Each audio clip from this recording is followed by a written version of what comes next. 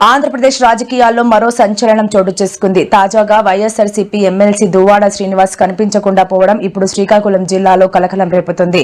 Deputy CM Pawan Kalyan పై అనుచిత వ్యాఖ్యల కేసులో విచారణ ఎదుర్కొనేందుకు కొత్తూరు పోలీస్ స్టేషన్ కు బయలుదేరిన ఆయన మార్గ మధ్యలోనే కనిపించకుండా పోవడం తీవ్ర ఉత్కంఠతకు దారితీసింది.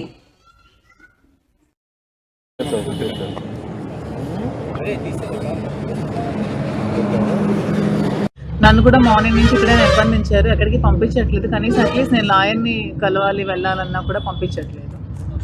అసలు ఏం చేస్తున్నారో కూడా అర్థం కావట్లేదు. మార్నింగ్ నుంచి ఇక్కడ 50-60 మంది వరకు పోలీసులను ఇక్కడ పెట్టారు.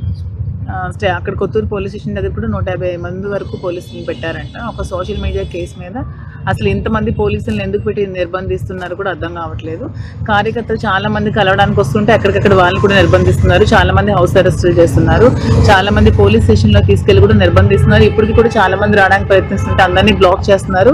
అసలు దీని వెనక ఏం జరుగుతుందో కూడా మాకెవరికి కూడా అర్థం కావట్లేదు. మనం పవన్ కళ్యాణ్ గారు ఒక స్పీచ్ లో అంటే ఎమ్మెల్సీ అంటే ఎవరో ఎమ్మెల్సీ ఎమ్మెల్యే ఏదో సంథింగ్ జస్ట్ ఒక తీసిపారేసే విధంగా మాట్లాడారు. దానిపైన మీ కామెంట్స్? అదే అంటున్నాను, పవన్ కళ్యాణ్ గారు తెలియకుండానే ఈ కేసులన్నీ పెట్టారా? పవన్ కళ్యాణ్ మీద గారు ప్రశ్నిస్తే ఎవరో కేసులు పెట్టడానికి వాళ్ళకి ఏంటి అంత నొప్పి? పవన్ కళ్యాణ్ గారు తెలియకుండా ఇవేమి జరగవు, అన్ని తెలిసే జరుగుతున్నాయి, అన్ని తెలిసే చేస్తున్నారు. అంతకు మించి ఇంకేం మాట్లాడడానికి లేదు. మీరే పోలీసులను అడగాలి అసలు ఏం జరుగుతోంది, ఎందుకు ఎంతమంది పోలీసులను ఎక్కడ పెట్టారు, శ్రీనివాస్ గారు అసలు ఏమయ్యారు, ఎక్కడికి వెళ్ళారు అనేది నాకు తెలియదు. జస్టిస్ ఏ విధంగా కావాలి అంటే అసలు న్యాయం జరగాలి. సోషల్ మీడియా కేసుల మీద అసలు ఎందుకు ఇంత అరాచకాలు చేస్తున్నారు? ఎన్ని కేసులు లేవు సోషల్ మీడియా కేసులు స్టేట్ లో, వాటన్నిటి మీద ఎలాగే యాక్షన్ తీసుకుంటున్నారా? ఒక్కరిని ఎదుర్కోవడానికి ఇంతమంది పోలీసులా? అక్కడ 150 మంది పోలీసులు ఏంటి, ఇక్కడ 50-60 మంది పోలీసులు ఏంటి? నన్ను ఎందుకు నిర్బంధిస్తున్నారు? నన్ను ఎందుకు బయటకు వెళ్ళనివ్వట్లేదు?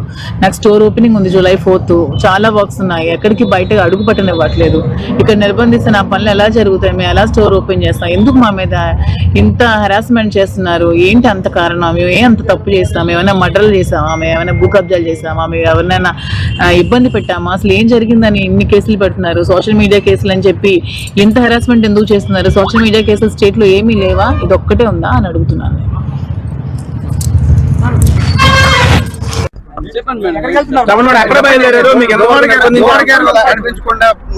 సార్కి హెల్త్ బాగాలేదు, ట్రీట్మెంట్ కి వెళ్తామని చెప్పి పోలీసులకి తను మెసేజ్ చేశారంట. నాకు కూడా ఇప్పుడే ఇన్ఫర్మేషన్ వచ్చింది.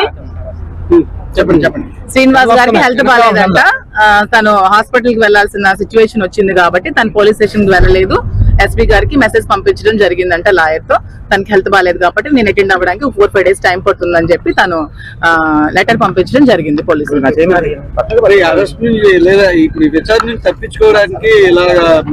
విచారణ నుంచి తప్పించుకున్న వాళ్ళైతే స్టేషన్ కి బయలుదేరి వెళ్ళాము. మొన్న కూడా స్టేషన్ కి వెళ్ళి 10 గంటల సేపు స్టేషన్ లో కూర్చోము. భయపడే వాళ్ళమైతే మేము స్టేషన్ దగ్గరికే వెళ్ళాము. ముందే మేము కోర్టుకు వెళ్ళే వాళ్ళం, ప్రొసీడింగ్స్ తీసుకునే వాళ్ళం. అలాంటి భయం ఏమీ అతనికి లేదు. అలాంటి భయం లేదు కాబట్టి మొన్న కూడా విచారణకు హాజరై 10 గంటల సేపు పోలీస్ స్టేషన్ లో కూర్చోవడం జరిగింది. ఇప్పుడు కూడా అదే ధైర్యంతో వెళ్లారు. కానీ కొంచెం హెల్త్ ఇష్యూస్ రావడం వల్ల తను హాస్పిటల్కి వెళ్ళాలి కాబట్టి పర్మిషన్ తీసుకున్నారంట. ఇప్పుడు ఎక్కడున్నట్టండి అది ఇంకా తెలియదు సార్, ఇంకా ఫోన్ స్విచ్ ఆఫ్ వస్తుంది. నాకు కూడా మీరు ఇచ్చిన ఇన్ఫర్మేషన్ కి నేను కన్ఫర్మ్ చేసుకున్నాను. అది